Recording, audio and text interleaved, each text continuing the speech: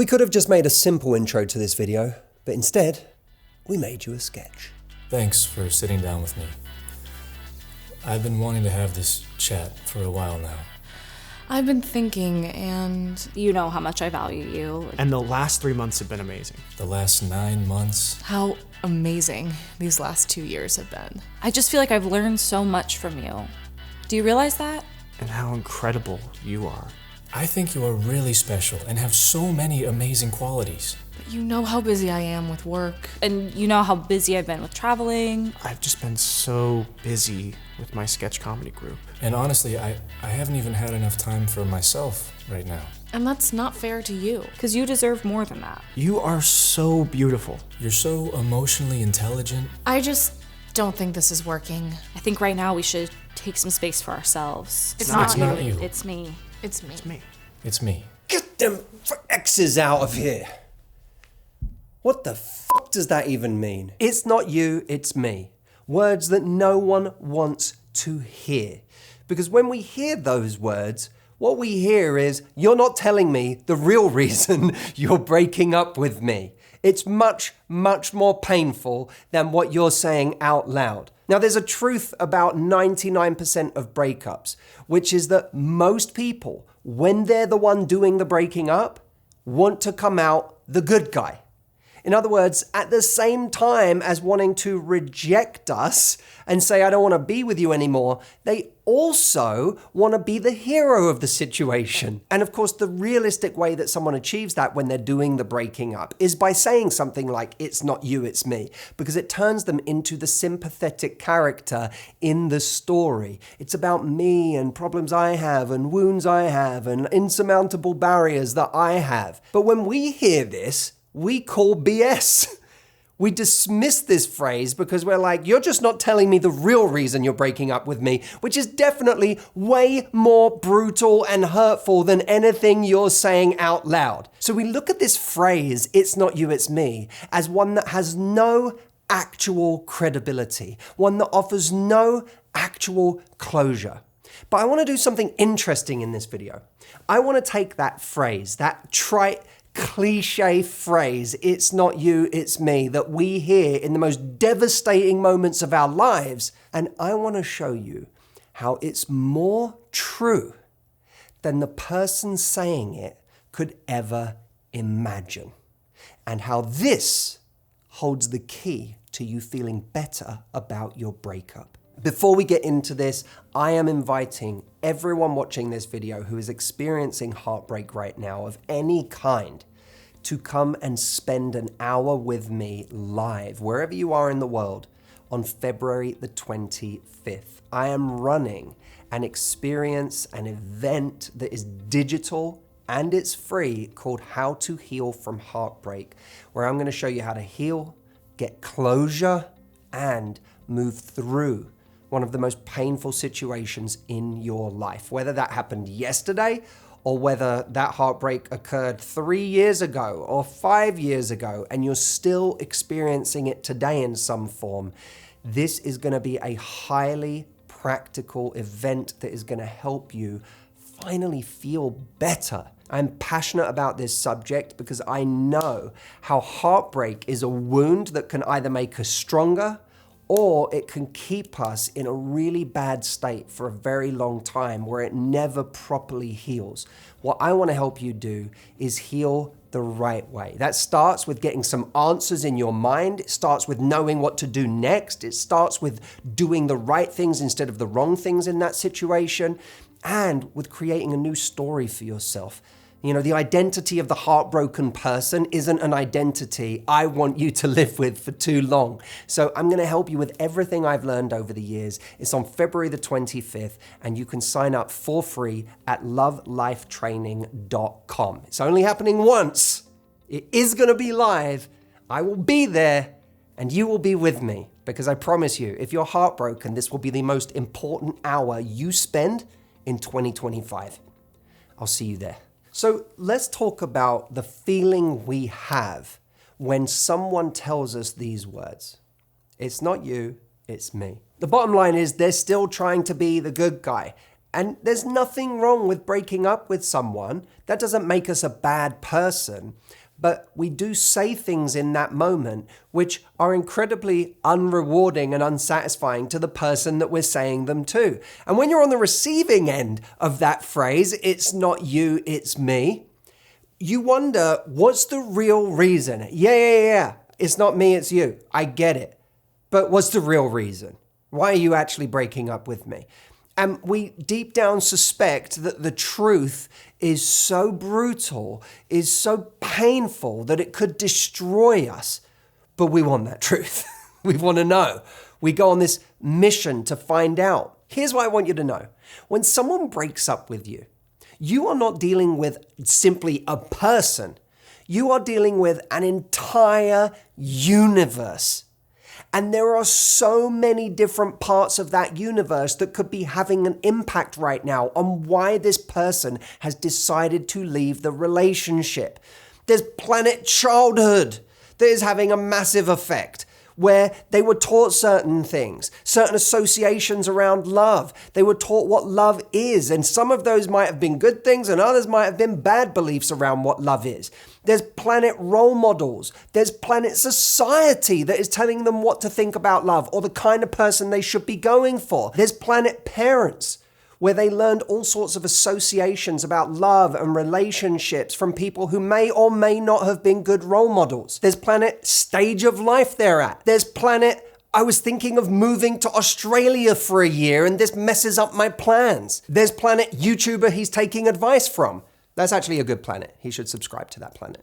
There's planet, I just rewatched the Dark Knight trilogy and it's made me realize that I'm in my misunderstood hero on a solitary journey phase. There's planet fitness.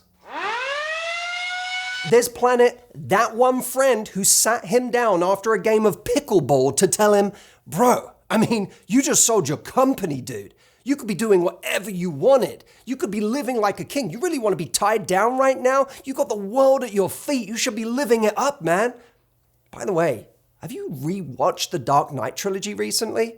That shit holds up. Christian Bale is stacked in that movie. And that was right after he did The Machinist. The point is, there are all these possible variables that are weighing into why someone decided to break up with us.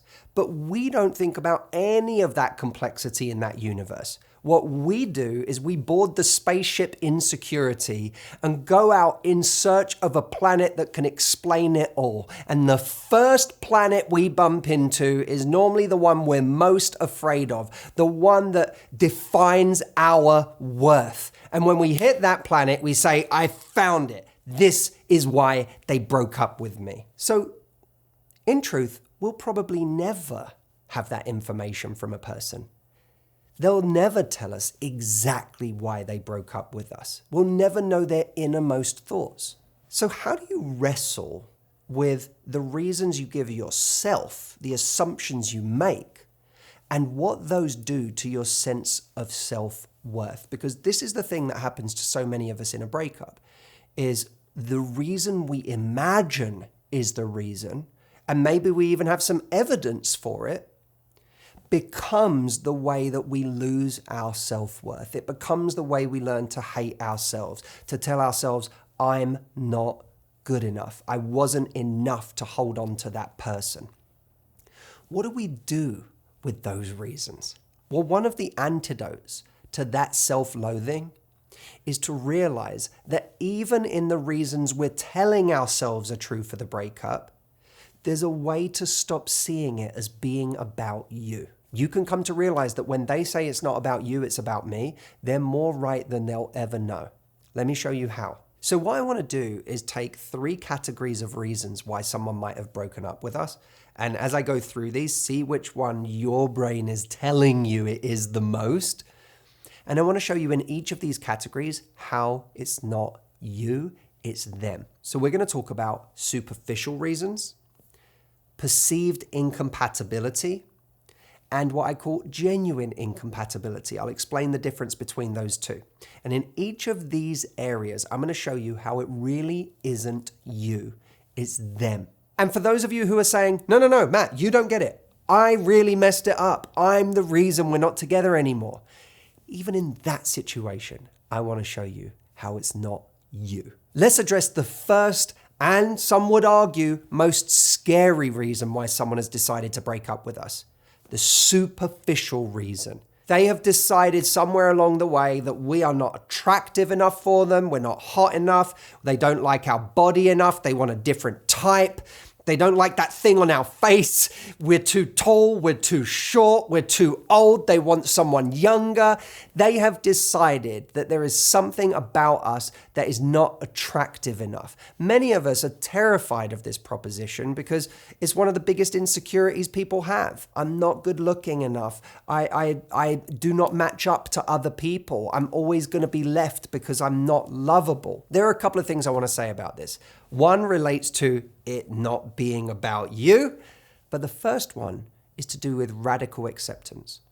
I believe that whatever we have at birth and whatever body we grow into and however our face evolves over time, when it comes to the thing that we cannot change, we have to practice radical acceptance. We have to say, this is me. It cannot be any other way. And if that's true, then I need to find someone who is okay with me, at the very least. Hopefully loves all of me, but at least is okay with all of me. And I believe that the right person for us is, by definition, the person who values what is valuable about us over and above anything we could be missing. And make no mistake, we are all missing something. Every single one of us. None of us are perfect. But the right person for us is the person who values what is valuable about us over and above what we are missing. If someone has failed to perceive our value along the way,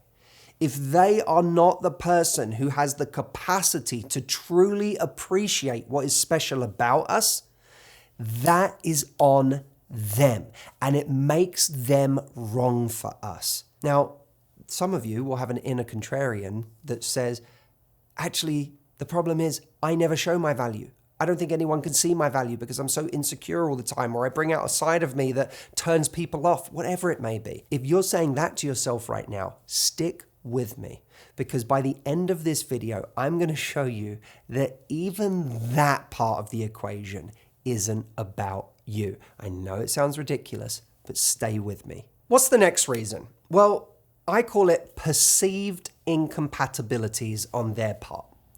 They have decided that there are certain things that just don't work about this relationship. And that could be any number of things. One of the most common is a lack of chemistry. This person has decided, I don't have enough chemistry in this relationship. Now, maybe they're right, but it's also true that for many people, the kind of chemistry they're looking for is either unsustainable or unhealthy. And that makes them someone who jumps from relationship to relationship. It makes them look for someone who's more toxic, someone who's going to provide a less healthy dynamic that they thrive on because they're looking for that roller coaster. So we have to be very careful when we get the sense that someone is looking for something or someone more exciting, because often what they're looking for is someone or a dynamic that is less healthy than the one that we provide, in which case we dodged a bullet by that person looking for somebody else. So we have to be very careful. This is why I call this perceived incompatibility, because someone may be saying, you're not right for me because I don't feel the chemistry I want, but the chemistry they want to feel is something that's not healthy to feel in the first place. I'm not saying we shouldn't feel some chemistry in a relationship, but two people can have very different definitions of what the right chemistry actually is. So this is a reminder that in many situations where someone breaks up with us because of a lack of chemistry, if they have a very immature, unevolved, or unhealthy view of what chemistry is, then that breakup really wasn't about you. It was about them and their associations when it comes to love and attraction. What's also true of a lot of areas of perceived incompatibility is that often when someone breaks up with us, they break up with us over something they've never really had a proper intentional conversation with us about. In other words, we get the news about the ways the relationship isn't working at a time when we're no longer being given a shot at doing something about it. Had someone communicated certain things better at an earlier stage, we might have been able to grow in ways that don't contradict our values, but instead just allow us to provide more value to the relationship or to that person. Ask yourself right now, did this person ever really communicate these things with me in a manner or a stage that would have allowed me to grow or to adapt so that we could become better teammates for each other? And if the answer is no, guess what? It's not about you. It's about them. It's about their lack of communication in the relationship.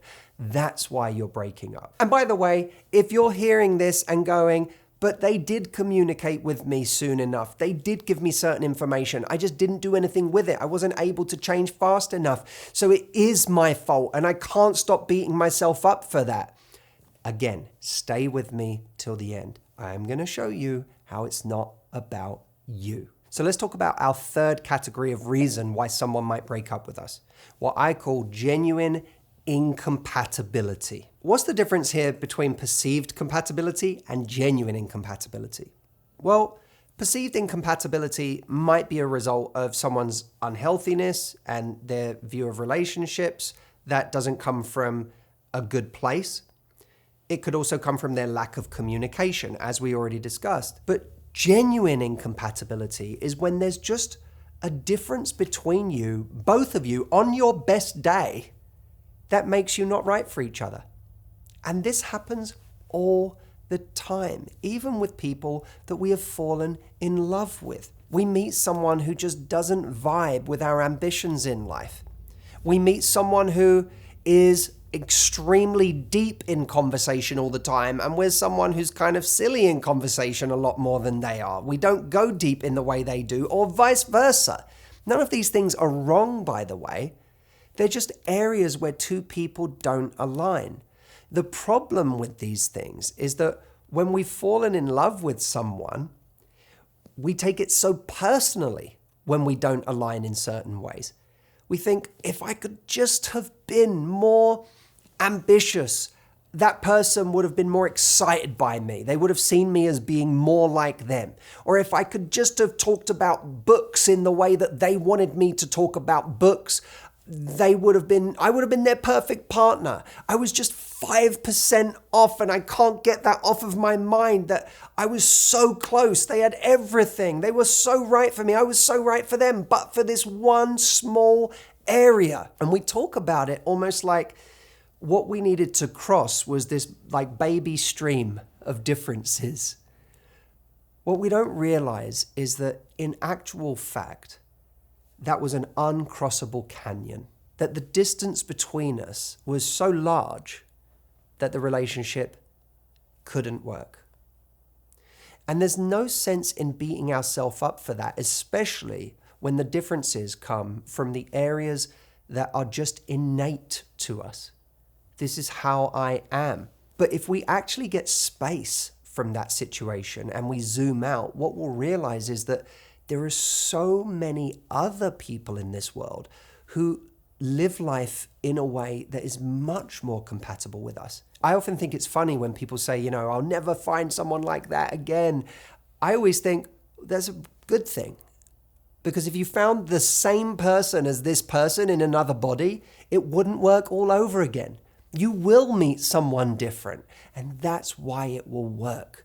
Because you will actually meet someone whose innate qualities, innate way of being actually matches with yours. So we come back to this point again.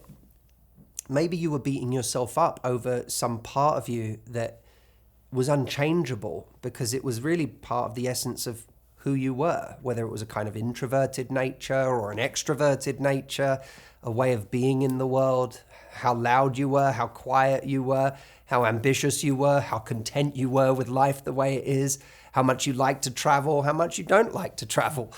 All of these things, may be part of what makes you you. And if someone decides that's not for them, that's not about you. That's about them. It's about their makeup. and how they have decided that your makeup isn't right for their makeup. And again, radical acceptance says if I can't change this part of myself, instead of lamenting the fact that this person doesn't fit with me, I better get on with the business of finding the puzzle piece that does.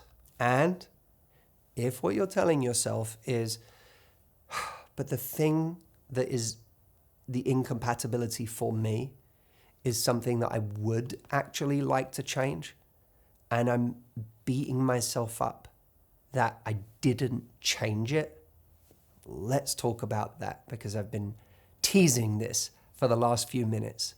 I want to talk about these situations where we feel like I could have done something different. It would have even been desirable for me to do something different. I'm thinking of a situation like, if you felt you were very controlling in ways that you're not proud of, or very jealous in ways you're not proud of, or you were insecure in ways that dominated the conversation in the relationship. You didn't bring a version of you that you respected, or maybe they respected, or both, and that you feel a lot of shame around that. Because you're like, all of this would be true, Matt. Everything you've said would be true if there wasn't some mistake I made in the relationship, either once or repetitively. And because that's me, I can't seem to make peace within myself because I hate myself for having screwed up the relationship in that way. How is that not you, but them? This one seems impossible, doesn't it? It may not be them, in the sense of them being your partner, your ex. But it is a them. And let me explain. You today, the you that woke up, washed your face, looked in the mirror, the you that's watching this video, is a new version of you. It is not the same you that existed in that relationship, whether that relationship was 5 years ago or 6 months ago. It is not the same you. The you that is reflecting here today, taking things in, processing, trying to make sense of the confusion, that is, by definition, a new version of you.